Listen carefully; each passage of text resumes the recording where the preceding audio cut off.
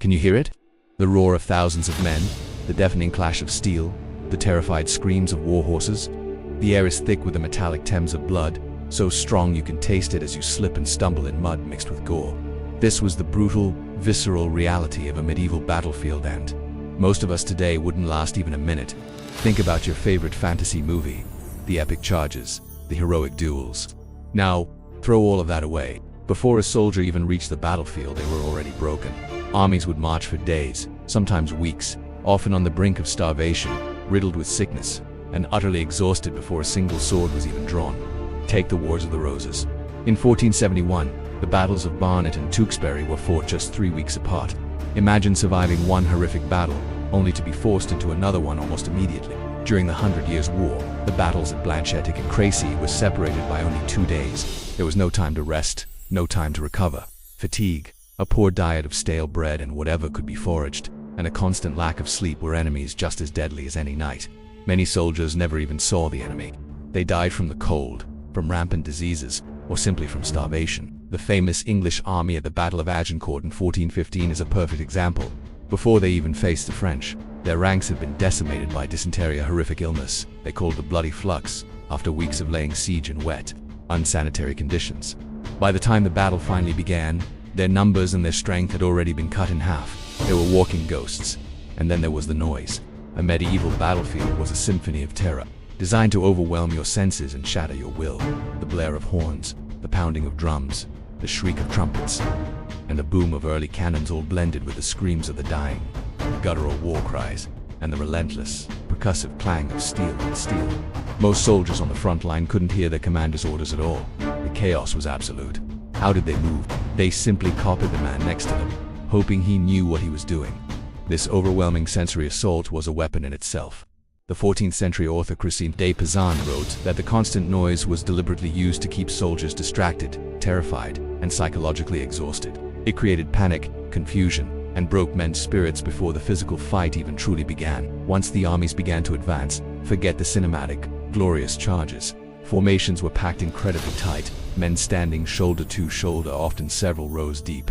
They didn't run at full speed. That would be suicide. They marched forward steadily, a human glacier of steel and fear, stopping frequently to close any gaps in the ranks. The entire goal was to reach the enemy line with enough energy left to actually fight. And when these two human walls finally collided, the impact was devastating. It wasn't a series of one-on-one duels. It was a crush, a meat grinder. Modern battlefield archaeology has revealed a shocking truth. At sites like Teuton, nearly 40% of the frontline soldiers didn't die from a weapon. They died from being trampled to death by their own comrades. Imagine the sheer panic. You're pressed in from every side. The inside of your helmet feels like an oven.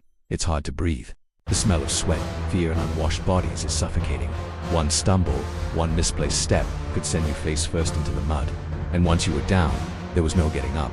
You'd be crushed by the relentless wave of men pushing from behind, many suffocating in just inches of sludge, unable to move or even scream for help.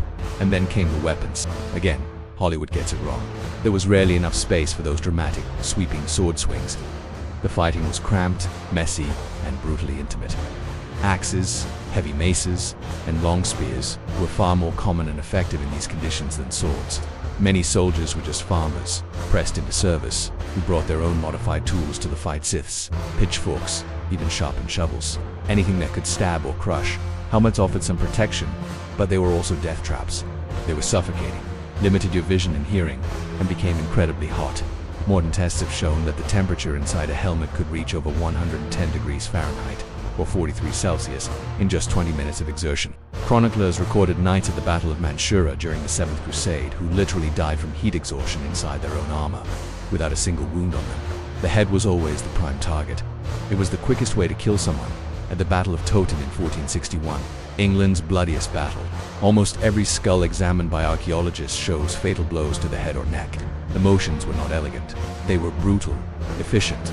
Downward strikes meant to cave in a skull or sever a spine.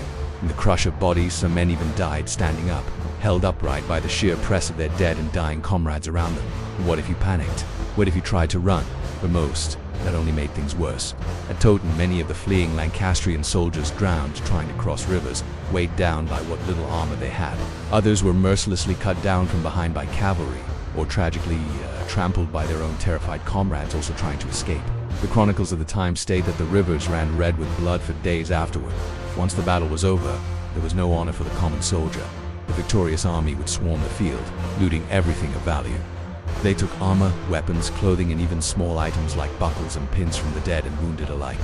Stripped naked, the bodies of the fallen were unceremoniously thrown into massive shallow pits, mass graves. Only the wealthy nobles or high-ranking knights were afforded the dignity of a proper burial.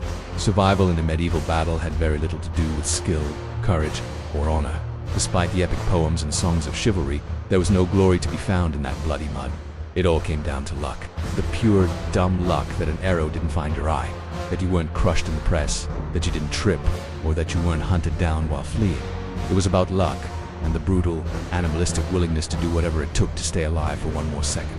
So, the next time you imagine yourself as a fearless knight charging into battle, remember the true picture, the filth, the terror, the suffocating crush, and the overwhelming odds.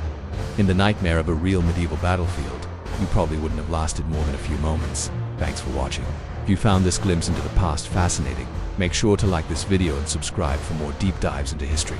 Let us know in the comments what historical topic you'd like us to cover next.